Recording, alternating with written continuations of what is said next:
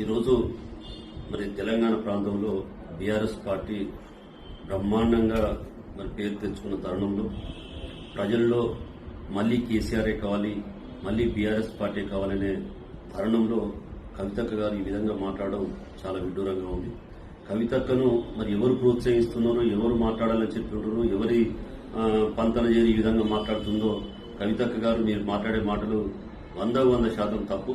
నిన్నొక కేసీఆర్ గారి కూతురుగా, మా సోదరిగా, నిన్ను అక్కగా మేము ఇన్ని రోజులు భావించామే తప్ప వేరే విధంగా నీ పాత్ర ఏందో మాకు అర్థం కావట్లేదు. ఇలా కేసీఆర్ గారి వెన్నంటుండి కేసీఆర్ గారికి అనునిత్యము ఒక కుడి భుజంగా నిలిచి తెలంగాణ తీసుకురావడంలో ఆయన పాత్ర కూడా, హరీష్ రావు పాత్ర కూడా ఎంతో ఉన్నది. అది తెలంగాణ ప్రాంత ప్రజానికానికి గాని, కార్యకర్తలకు గాని, యువతకు గాని, మహిళలకు గాని హరీష్ రావు గారు అంటే ఎంతో అభిమానం ఉన్నటువంటి నాయకుడు.